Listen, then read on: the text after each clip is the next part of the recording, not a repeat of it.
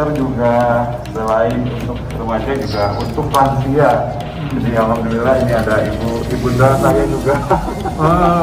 Jadi alhamdulillah sudah divaksin. Ya. Tapi gimana rasanya? Alhamdulillah, saya sudah divaksin dan kemudian saya juga sudah mengikuti PCR, alhamdulillah juga negatif. Makanya saya sarankan kepada masyarakat tidak usah takut-takut divaksin. Kita kan untuk menurunkan COVID-19. Jangan sampai kita berkelanjutan untuk COVID-19. Insya Allah, nggak usah takut-takut. Saya sendiri usia sudah lanjut. Kemudian enak makan, enak istirahat yang banyak. Selamat Bu ya, ya Allah. Ya, selamat sehat. Alhamdulillah, terima kasih banyak. Vaksinasi ini menjadi kuncinya, yang paling penting itu game changernya. Karena itu kita terus melakukan upaya-upaya percepatan. Kebetulan sekali memang vaksinnya sudah tersedia dan kemudian proses vaksinasinya juga digencarkan, seperti saya katakan menggunakan jalur-jalur selain dinas yang ada, melibatkan TNI, melibatkan Polri, kemudian juga melibatkan BKKBN dan para penyelenggara vaksinasinya juga selain pemerintah daerah, juga lembaga-lembaga termasuk lembaga-lembaga pendidikan, perguruan tinggi, ini di dalam rangka mempercepat. Seperti saya katakan, sekarang kita sudah menuju kepada 2 juta per hari lebih, 2 juta lebih. Ya, kalau selama ini baru 1 juta lebih per hari, sekarang kita sedang menuju 2 juta. Ini semua dalam rangka tentu menangkal, supaya kita mampu menghadapi kemungkinan dalam bentuk varian apapun, karena kita memperkuat di dalam. Saya kira itu.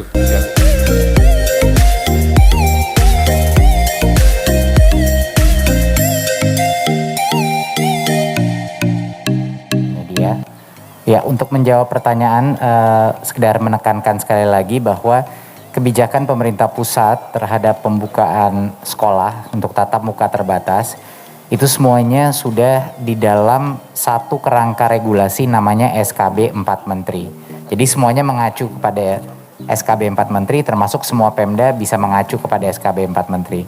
Secara garis besar yang ditentukan adalah semua area yang sudah PPKM level 1 sampai 3 itu diperbolehkan tatap muka.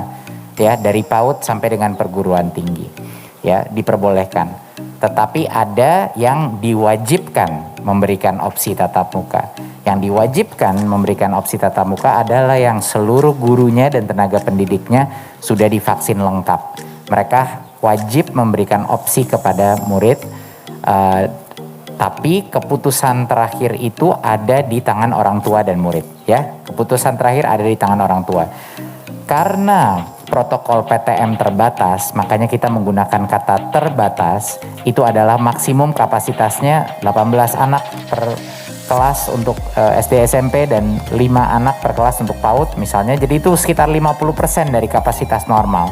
Jadi setengah dari kelasnya itu ya memang PJJ.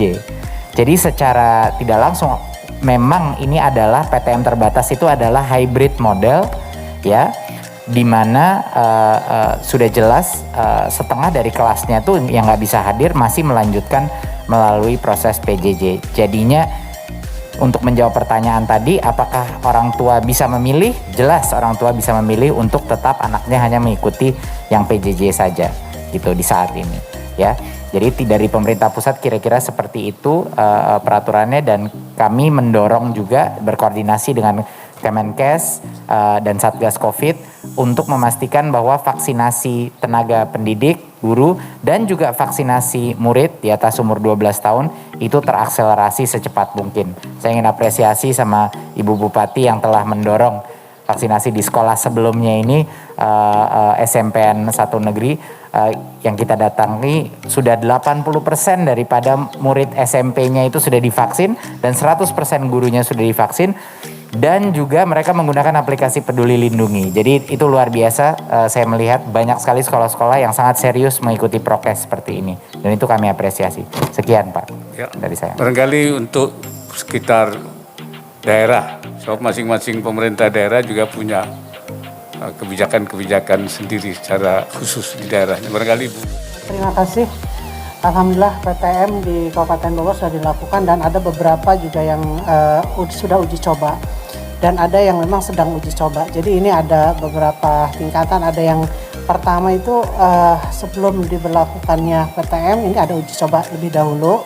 Lalu yang sekarang ini karena ini berlaku untuk semua, jadi ada yang sudah menerapkan prokes dengan ketat, yaitu syaratnya kan ada di dalam aturan yang disepakati oleh Koryandik, juga para kepala sekolah dan stakeholder pendidikan ya.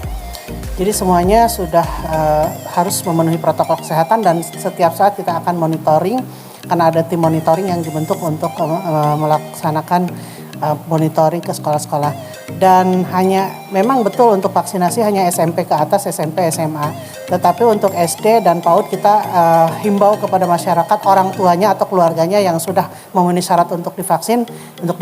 Jadi supaya anaknya yang usia PAUD atau usia SD itu juga aman dari klaster keluarga begitu Pak. Alhamdulillah, karena tadi sudah dilakukan vaksinasi massal, targetnya adalah meliputi dari warga sekitar, sekolah kita, SMK Kesehatan Anissa, juga kepada murid-murid kita, siswa dan siswi, dan terutama mungkin kita khususkan juga ke masyarakat Kabupaten Bogor. Terus Anissa ini sudah berapa kali Pak mengadakan vaksinasi? Anissa ini sebetulnya kalau grup kita sudah 5 kali berarti ya, dengan kegiatan hari ini 3 kali dilakukan oleh klinik Anissa 2 yang berlokasi di daerah Desa Tarikolot, kemudian di SMK Kesehatan Anissa sendiri sudah dilakukan 2